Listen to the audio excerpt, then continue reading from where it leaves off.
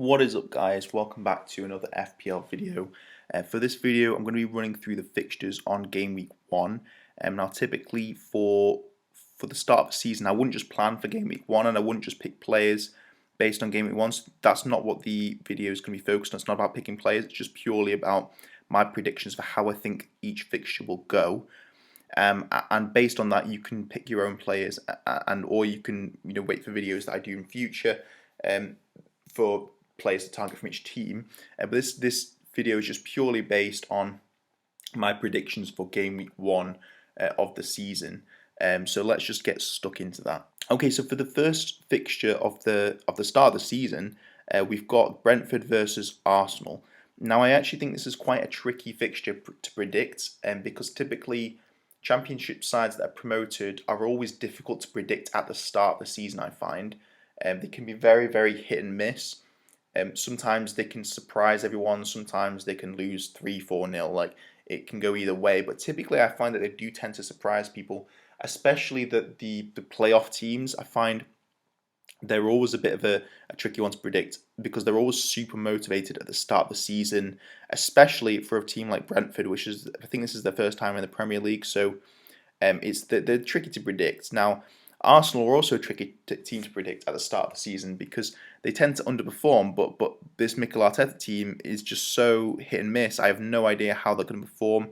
A lot of it might depend on pre-season perhaps, and which signings they make, but I just don't know. I mean, they're just such a hot and cold team. I do think towards the end of the last season they played pretty well. So for Brentford versus Arsenal, I would probably predict either a draw or an Arsenal win. I don't think it'll be a particularly high-scoring game. I think Brentford tend to play. I think they play a 3-5-2, and they tend to play quite possession-style football. They don't tend to concede too many shots on target, I don't think. Arsenal, they try to create. They try to basically mimic Pep Guardiola's team. That's essentially what Mikel Arteta is trying to do.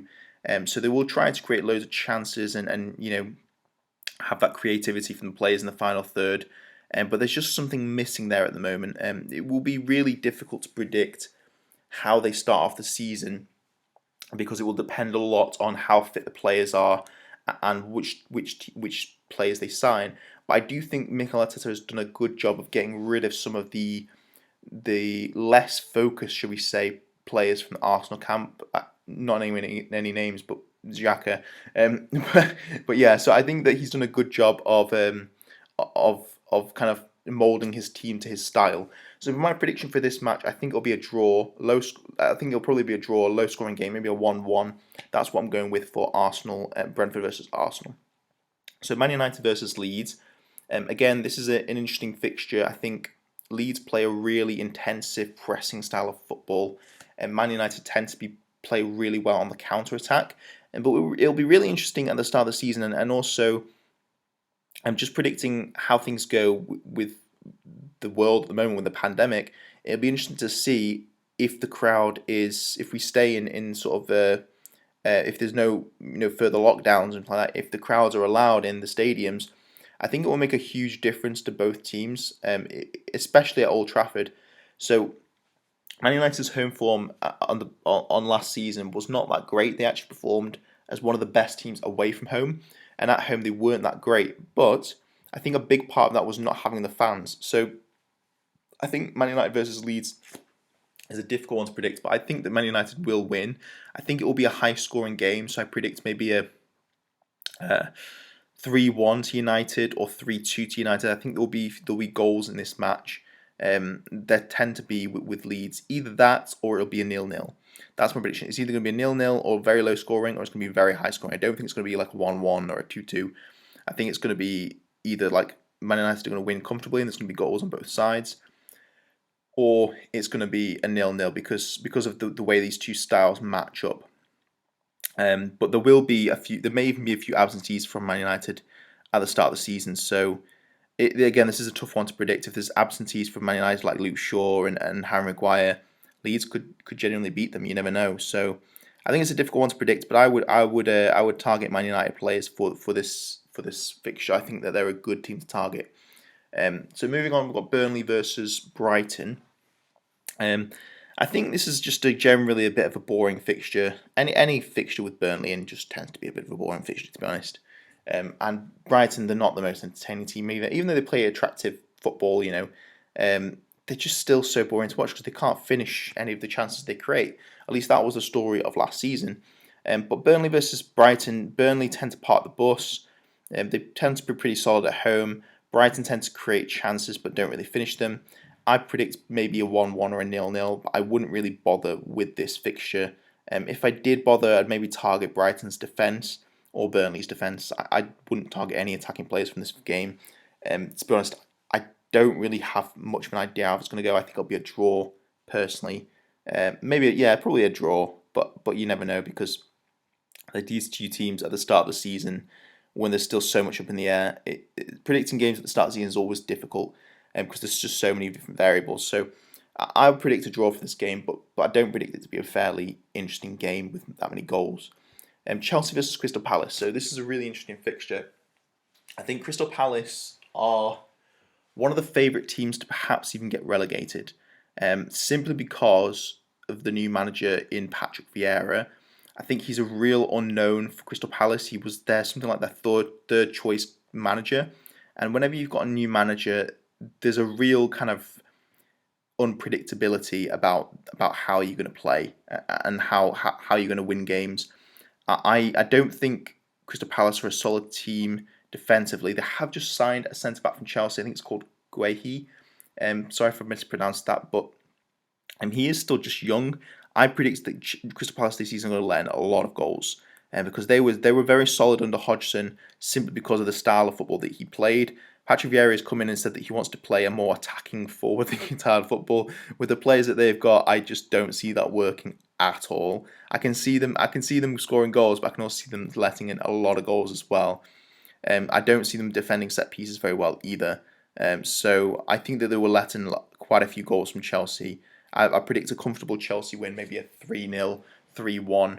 But actually, I would probably go with 3-0. I think the Chelsea are going to comfortably beat Palace, and it's going to be a bit of a slaughter. So yeah. Moving on, we've got Everton versus Southampton.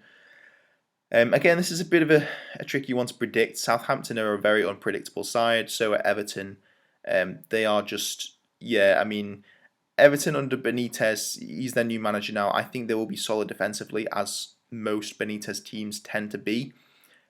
But Southampton are just such an unpredictable team. Like, they are just so hit and miss. They let in, I think, something like 9 goals last season against I think it was either against Leicester or Man United, something ridiculous like that. I mean, they're just a crazily unpredictable team. I personally think that Everton will win this match.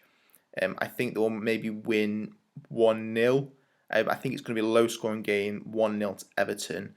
Benitez tends to play that style of football, so yeah, that's the feeling that I'm getting.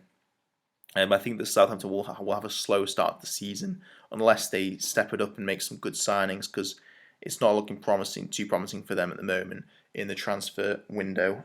So yeah, 1-0 prediction for Everton. Moving on, we've got Leicester versus Wolves.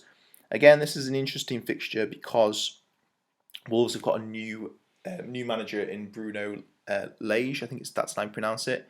And personally, I don't think it's going to go well for Wolves this season. I don't think it's going to go well at all. They've got good players, talented squad, but the style of football that they used to play under Nuno, it was very kind of disciplined. They attacked through the wing backs, tend to put in crosses and play. They never really played through the midfield. And now you've got a manager that's coming along and saying, yeah, we want to play through the midfield and press loads.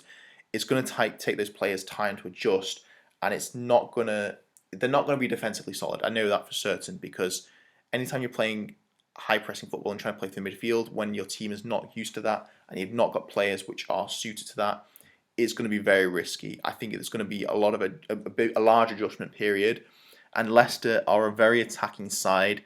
They can score a lot of goals, so I do think that Leicester's going to comfortably win this. I think they're going to win it by a few goals.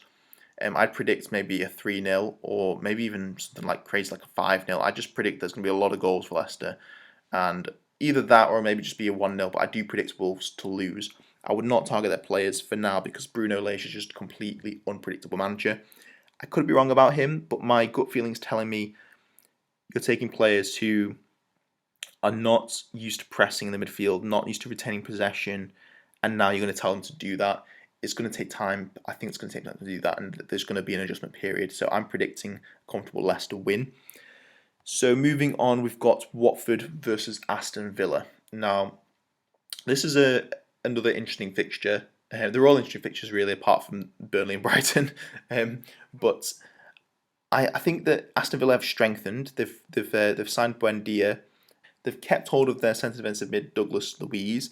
I think that's a good start. If they keep hold of McGinn as well and Mings, I think that they could have a really good season. Watford, from what we've seen in the Championship, they don't tend to be a prolific side in terms of goals, but they are quite a defensively solid side, and they conceded the fewest goals in the Championship out of the teams to be promoted. So, based on those details, I would say this may be a low-scoring game. I'd predict maybe a 1-1, and perhaps Sarr will score for Watford. Although again, it's more of a predictions video, not really players. But I predict it to be 1-1. I think that it's either going to be 1-1 or 0-0. I think Aston Villa have got so much scoring potential, so many talented players in attack. So long as they keep hold of those players, I think they will probably score against Watford. But I do fancy Watford to be solid from home this season. I think that's the type of team that they will try to be, and I think they'll succeed in terms of doing that. So I'm predicting a 0-0 or a 1-1. I think it's going to be a draw, low-scoring game. But yeah, that's my prediction for that fixture. Moving on, we've got Norwich versus Liverpool. So this will be an interesting game. I think it'll be very, very open because Norwich play attacking football.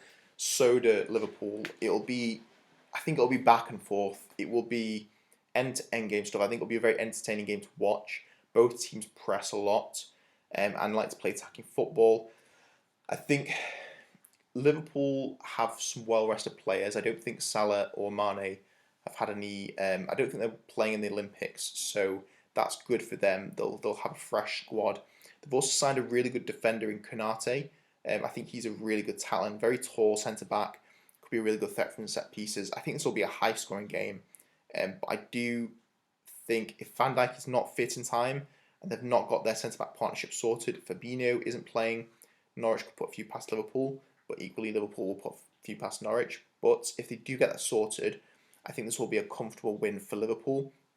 I think there will be goals from both teams. I don't see Liverpool keeping a clean sheet, even though they probably will have Van Dijk back and Konate starting, but I just don't see that happening. I think that it'll be a high-scoring game, maybe like a 3-2 to Liverpool or 4-2 to Liverpool.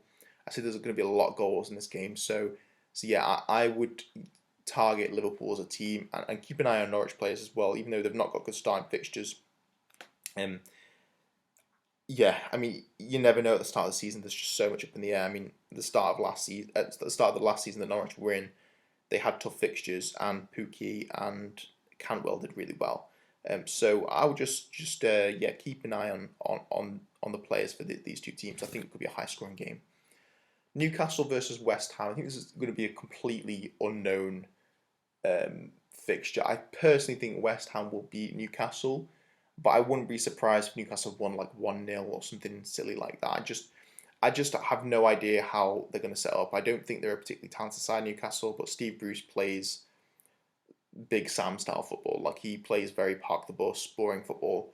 If they've got all their good players fit and healthy, like Wilson and Alan St. Maxima, I think they could beat West Ham. But equally, if West Ham have Antonio fit and Lanzini and Fornals, I think that they could quite easily beat Newcastle. So I think this is a completely up in the air fixture. It could be 1-0 to Newcastle, it could be 1-0 to West Ham, it could be a draw. I honestly have actually no idea, but I would probably just avoid both of these teams for the first game week. Granted, I know you'll probably be targeting more than the first game week, and we'll get into that in a later video, but I'm just purely going off predictions for this first game week. I think this is a really up in the air fixture, but I would probably tip West Ham to beat Newcastle. Spurs versus Man City. Okay, so at the start of the season, I think when big teams play each other, it's just so unpredictable. Spurs have got a new manager in Nuno Espirito Santos, and Man City are just, they've not signed a new striker. I don't think they've not made loads of signings just yet, but they're saying as signings tend to come later in the transfer window. But I mean, Nuno has quite a good record against Man City, but Spurs have really not got a great squad. I mean, going forward, yeah, they've got Son and Kane, so long as they keep them and they're happy and staying, and they go through, get a full preseason, that could work really well. But there are just so many liabilities in that Spurs squad. They don't have good wing backs or full backs. They have aging centre backs. They have okay midfielders. In fact, no, I would change. I'd say Højbjerg is a really good midfielder, and Sissoko can be good when he's playing consistently. But their defence is just not it's not promising. But saying that, sometimes Man City can be slow to start, and they don't have the best record against Nuno, and they don't have the best record against Spurs. So I would personally predict either a draw. In fact, it's just, again, I could see this going either of any of the three options. I could see it being a Spurs win, draw, or Man City. I think it will probably be a Man City win or a draw. I think personally I would go with a draw, maybe 1-1. I think that Nuno is that style of football that could make life difficult for Man City. It's going to be one of those games where Man City are going to retain a lot of possession, try and create chances, and Spurs are going to break on the counter. That's pretty much what I predict for that fixture.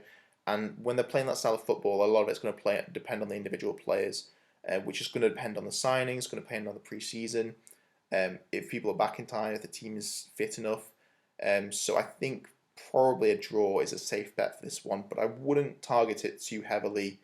If I was to target it, I'd probably go for Man City players. But yeah, that's my final prediction for the final game of that game week. So I hope you enjoyed the video. It's just a very quick run through of my predictions. But really, the most useful part of this will be when I get into the players for the first 3 game weeks. But I'm not going to do it for the first game week because most people won't pick their players for the first game week. They'll pick them for the first 3 to 6 game weeks. Personally, I'm going with the first 3 game weeks because there is an international break and a lot changes in between game weeks 3 and 4, which means most people will either wildcard or they will save 2 transfers for between that period. So I don't think it's wise to plan too far ahead in terms of not just in terms of game weeks, but in terms of weeks as well. And there is that extra 2 weeks. It does make a difference. It gives you a chance to see who's performing well on international duty, who might get injured, who's going to change in form, who will keep up form. There's just so much that can change in an international break. It really changes the pace of the season. So I'm going to target the first 3 fixtures and focus on that for players, and then we'll go from there after that. But yeah, if you enjoyed this video, please smash the like button. It really helps me, but also just lets me know that people are enjoying it, and it can give me feedback on what you like and what you don't like. So just let me know in the comments on what you think I can improve on. I am working on sometime in the future potentially putting some graphics, but for now it's just me having a little ramble and giving my predictions. But yeah, thank you for watching the video and take care.